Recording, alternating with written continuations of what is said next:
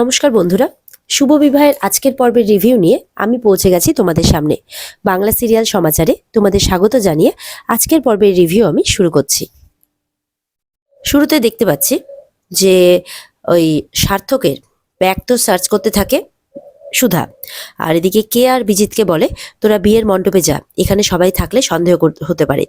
ও তোর মানে তোরা বিয়ের মণ্ডপে যা, ওখানে গিয়ে তোরা বিয়েটাকে আটকানোর চেষ্টা কর, কিছু না কিছু করে তোরা সব ব্যাপারটাকে ডিলে করার চেষ্টা কর, আমি এদিকটা দেখে নিচ্ছি। কেয়ারা বলে খুব সাবধানে, কিন্তু চোখ কান নাক মুখ খোলা রেখে। কেয়ারা চলে যায়। এদিকে ব্যাগ খুলে সার্চ করতে থাকে সুধা।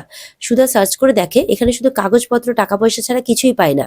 আর যাও কটা কার্ডস পায়, প্যান কার্ড, ভোটার কার্ড, আধার কার্ড, সবকিছুতে মানে সবকিছু জাল করা আর কি, সবকিছু ভেঙ্কটেশের নামেই। বলে যে সবকিছু পরিচয়পত্র তো জাল করা, তাহলে এবার আমি আসল পরিচয়পত্রটা কোথা থেকে পাবো, এমনটাই ভাবতে থাকে সুধা। এদিকে তো বিয়ে শুরু হয়ে গেছে, আর সার্থকের সাথে যে বোন সেজে এসছে তার গার্লফ্রেন্ড, সে বলে যাক এবার ওই মেয়েটার খোঁজ নি, না হলে সার্থক আমার মাথা খারাপ করে দেবে। আর খোঁজ নিতে গিয়ে দেখে কি ব্যাপার, লাগেজ ব্যাগটা কোথায় গেল। লাগেজ ব্যাগটা তখন খুঁজতে থাকে মেয়েটি। এদিকে সমুদ্রের বাড়িতে বড় মা, তার মা মানে অর্থাৎ মেজো মা, সবাই মিলে ভাত কাপড়ের থালা সাজিয়ে নিয়ে চলে আসে।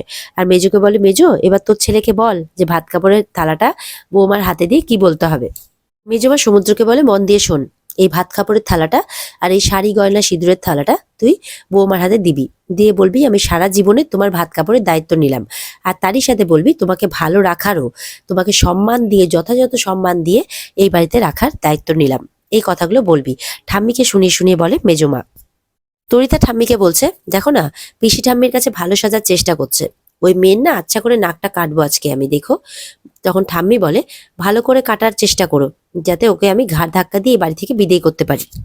তরিতা এই সুযোগে ঠাম্মিকে বলে, আচ্ছা ঠাম্মি, তোমার এই নাতবউ তোমার সমস্ত আজ্ঞা পালন করে এসেছে, এখনো করবে, কিন্তু তুমি তার বিনিময়ে আমার এই শাস্তিটা তুলে নেবে তো? তখন ঠাম্মি বলে, গাছে কাঁঠাল পাকবার আগে গোফে তেল দেওয়ার চেষ্টা করো না। তখন তরিতা মাথা নিচু করে দাঁড়িয়ে থাকে।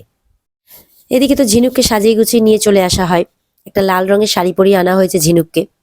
আর ঝিনুকের জন্য আর কি যে থালাটা সাজানো হয়েছে, চিরকুটেতে দেখে খুব লোভ হচ্ছে। চিরকুট বলে, তাড়াতাড়ি করো না গো, পেটে যে ছুঁচোতে ডন মারছে। এদিকে ছোটকা বলে, সমুদ্র তাড়াতাড়ি কিন্তু নিয়ম কানুনগুলো পালন করে নে, না হলে তোর বউকে দেওয়ার আগেই চিরকুট কিন্তু সব খেয়ে মুছে সাফ করে দেবে। এই নিয়ে সবাই মিলে হাসি ঠাট্টা করতে থাকে। সমুদ্র ঝিনুককে থালাগুলো দিয়ে বলে, আজ থেকে তোমার ভাত কাপড়ের দায়িত্ব আমার ঝিনুক, আর তোমাকে এই বাড়িতে সসম্মানে রাখার দায়িত্বও আমার। এই পরিবারের যোগ্য সম্মান দিয়ে ভালোবেসে সবসময় তোমার পাশে থাকবো। তোমার সব শখ আহ্লাদ স্বপ্ন সবকিছু পূরণ করব। ঝিনুক সমুদ্রকে আস্তে করে বলে, আমি যতদিন এই বাড়িতে আছি ততদিন তোমাকে আমার এইসবের দায়িত্ব নিতে হবে না। তুমি শুধু তোমার একটা দায়িত্ব ভালো মতো পালন করে যাও, সেটা হচ্ছে এই নকল বিয়ের অভিনয়টা ভালো করে যাও। কিন্তু সমুদ্র তো যা বলছে সবটা মন থেকেই বলছে। ঝিনুক বলে, বাকিটা আমি ঠিক সামলে নেব। সমুদ্র মনে মনে বলে, এই বিয়েটা নকল হলেও আমার ভালোবাসাটা নকল নয় ঝিনুক। একদিন আমি আমার ভালোবাসা দিয়ে তোমার মন ঠিক জিতে নেব, তখন এই নকল বিয়েটাও আসল হবে। এদিকে তো ঝিনুকের থালাটা যখন তরিতাকে ধরতে বলা হয়, তরিতা ফেলে দেওয়ার চেষ্টা করে। তখন বলে, ঝিনুক একটু সামলে, বড় মারা বলে। তারপরে কি করে ঝিনুক, ইচ্ছে করে তরিতার মুখটা থালাতে গুজে দেয়, কেউ কিন্তু দেখতে পায় না। তরিতার মুখে তো ভাত, আলু ভাজা, কপালে এসব লেগে যায়। এটা দেখে সবাই হাসতে থাকে। তখন ঠাম্মি বলে, এটা কি করলে তুমি অলক্ষণে মেয়ে? তরিতাকে বলে। তরিতা তো চুপ করে দাঁড়িয়ে থাকে। তখন এদিকে ঝিনুক বলে, চিন্তা করবেন না ঠাম্মি, আজ থেকে সমস্ত অলক্ষণগুলোকে শুভ লক্ষণে পরিণত করার দায়িত্বটাও আমিই নিলাম। মেজমা বড় মারা তো হেসেই যাচ্ছে। তরিতা বলে, দেখলে তো সবাই ঝিনুক কি করলো আমার সাথে। তখন চিরকুট বলে, কেন, এতে বৌদির কি দোষ? তুমি তো থালার খাবারের মধ্যে মুখটা ঠুসে দিলে। কেন গো, তোমারও কি আমার মতো খুব খিদে পেয়েছে? সবাই তো হাসতেই থাকে চিরকুটের কথা শুনে। ঝিনুক বলে, তরিতাদি, এইসব সিরিয়ালের পলিটিক্স না ঝিনুকের সাথে চলবে না, বুঝতে পারলে? এদিকে ইট মারলে পাটকেলটাও কিন্তু খেতে হবে। ঝিনুক বলে, ইস দিদি, তরিতাদি, এই তোমার কি অবস্থা হয়েছে? মুখ চোখের কি অবস্থা বলো তো? দেখলে বিগ ঠাম্মি, এইবারের মেয়ে বউরা ঠিক মতো খেতেও পায় না, না হলে কি এরকম ভাবে খাবারের উপর হুমড়ি খেয়ে কেউ পড়ে বলুন? পিসিমা বলে, সত্যিই তো কানন, তোর দেখছি কোনো দিকে হুঁশ নেই, শুধুমাত্র সুধার পেছনে পড়ে আছিস। এই সুধার জন্যই তো তুই বেস্ট বেকারির অ্যাওয়ার্ডটা পেলি, হ্যাঁ? তার প্রতি তোর একটু কৃতজ্ঞতা বোধ নেই? ছোটকা বলে, আসলে মায়ের কাছে নিজের অহংকারটা এতটাই মূল্যবান যে নিজের নাতির জীবনটাও তছনছ করে দিল একেবারে। ঠাম্মি তো তখন ছোট খোকা বলে চিৎকার করে ওঠে। এদিকে তো সুধা খুঁজেই যাচ্ছে ব্যাগটাকে, কিছুই পায় না। ফাইনালি সুধা এবার অনেকগুলো আইডেন্টিটি কার্ড পেয়ে যায়। বিভিন্ন দেশে বিভিন্ন নামে একই মানুষের এতগুলো আই কার্ড কি করে থাকতে পারে? আর তারই মাঝে অরিজিনাল আই কার্ডটাও পেয়ে যায়। আর তখন দরজা অলরেডি খোলা ছিল, ওই মেয়েটি তখন দরজা খুলে ভেতরে চলে আসে। সুধা তো কি করবে কিছু বুঝে পায় না। এদিকে তেজ বিয়ে বাড়িতে পৌঁছে যায়, কিন্তু সুধাকে কোথাও দেখতে পায় না। এদিকে তো কে অভিজিৎ আসে তেজের কাছে। তেজ তখন বলে সুধা কোথায়? বলে যে ও একটু কাজে ব্যস্ত আছে, আপনি এখানে বসুন না, আমরা কিছু পাঠাচ্ছি আপনার কাছে। বলে ঠিক আছে, আমি তাহলে বরকনেকে একটু কংগ্রাচুলেট করে আসি। বলে না না, আপনি একটু বসুন। মানে তেজকে আটকানোর চেষ্টা করছে তারা এখানে। বলে আপনি বসুন, আমি চা কোল্ড ড্রিঙ্কস পাঠাচ্ছি, খেয়ে দিয়ে নিয়ে তারপর না হয় রিচুয়ালস হয়ে গেলে আপনি যাবেন। তখন তেজ বলে ঠিক আছে, কিছু পাঠাতে হবে না, আমি এখানে বসছি। এই নিয়ে কে অভিজিৎ ভেতরে চলে যায়। এরপরে তেজ দেখে সামনে, তেজ কেশবলালকে দেখে আর কি বিয়ে বাড়িতে। কেশবলাল কার সাথে ফোনে কথা বলতে বলতে আর খেতে খেতে চলে আসছে। ফোনে যে আসে সেটা আর কেউ নয়, মেচকা। মেচকা বলে দিচ্ছে যে তেজ কিন্তু ব্যাঙ্গালোরেই আছে, একটু সাবধানে থাকতে, তুমি বিয়ে বাড়ি থেকে কোথাও নড়বে না। তখন সেই কথা অনুযায়ী কাজ করতে থাকে কেশবলাল। এদিকে কেশবলালকে পেছন থেকে ডাকে তেজ। তেজকে দেখে তো কেশবলাল পুরো অবাক হয়ে যায়। এরপর তো ওই মেয়েটি ঘরে চলে আসে, এসে বলে কি ব্যাপার, তুমি এখানে কি করছো, কে তুমি, আর আমাদের লাগেজেই বা কেন হাত দিয়েছো? দাঁড়াও, আমি পুলিশ জোগাড় করব, পুলিশ ডাকছি এক্ষুনি। সুধা চুপ করে থাকে। তারপর সুধা বলে তুমি পুলিশ কি ডাকবে, আর লোক তুমি কি ডাকবে? লোক এবার আমি ডাকবো তুহিনা। এই নামটা শুনে মেয়েটি অবাক হয়ে যায়। তুমি আমার এই নামটা কোত্থেকে জানলে? এরপরে সুধার হাত থেকে প্রমাণগুলো কাড়ার চেষ্টা করে তুহিনা, কিন্তু কিছুতেই পারে না। সুধার মুখে চোখে জল ঢেলে দেয়, সুধার মুখের মেকআপ সরে যায়। সুধাকে চিনতে পারে তুহিনা, বলে সুধাময়ী তুমি? বলে হ্যাঁ। যাও লোক জড়ো করো, ডেকে আনো লোককে।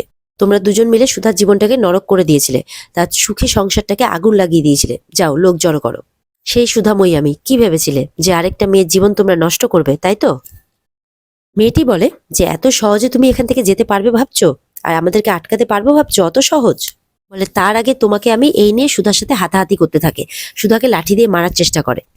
দুজনের মধ্যে মারামারি লেগে যায়, দুজনেই মারামারি করতে থাকে। এরপরে সুধাকে ধাক্কা দিয়ে দিলে দেওয়ালে সুধার মাথায় আঘাত লাগে, সুধা অজ্ঞান হয়ে যায়। এরপরে সুধাকে বলে অনেক হেনস্থা করেছো তুমি আমাদের, একবার বিয়েটা হয়ে যাক, তারপর দেখো সার্থক তোমার কি ব্যবস্থা করে। এরপরে সুধার হাত থেকে সেই জিনিসগুলো কাড়ানোর চেষ্টা করে, প্রমাণগুলো, কিন্তু পারে না, কিছুতেই পারে না। সুধা চোখ খোলে, এরপরে বিছানা থেকে আস্তে আস্তে করে লাঠিটা নিচ্ছে। তারপর সেই লাঠি দিয়ে মেয়েটার মাথায় এমন মারে যে মেয়েটা অজ্ঞান হয়ে যায়। সুধা বলে এই সুধাকে ওই দুর্বল ভাবার ভুল করো না তুহিনা, এই সুধা 3 বছর আগের মার খাওয়া সুধা নয়। এবার সে অন্যায়ের বিরুদ্ধে প্রতিবাদ করতে জানে, লড়াই করতে জানে, দোষীদের শাস্তি দিতেও জানে। আর এদিকে দেখা যাচ্ছে কেশবলাল তেজকে দেখে তো পুরো অবাক, বলে আপনি এখানে? তেজ বলে এখানে দেখবেন আশা করেননি তাই না? ওদিকে কেশবলাল বলে না না, সেটা নয়, আসলে আমার একটা ইম্পর্টেন্ট কাজ আছে স্যার, সেটা নিয়ে আমি আসছি। এরপরে চিৎকার করে ওঠে তেজ কেশবলালের উপর, দাঁড়ান, কোথাও যেতে পারবেন না, আর এসব বন্ধ করুন। সুধা বলে আমি এবার সার্থকের মুখোশটা সবার সামনে খুলে দেব। তুহিনা ওই অবস্থাতেও বলছে কিচ্ছু করতে পারবে না তুমি সুধা, সার্থকের পায়ের তলায় তুমি প্রথম থেকেই ছিলে, এখনো থাকবে। সুধা বলে এই শহরটা আমার কাছে দুঃস্বপ্নের মতো, কিন্তু এই শহরে এসেও আমি আমার যোগ্যতা দিয়ে আমার স্বপ্ন পূরণ করেছি। আমি থাকতে আরেকটা মেয়ের জীবন আমি নরক হতে দেব না।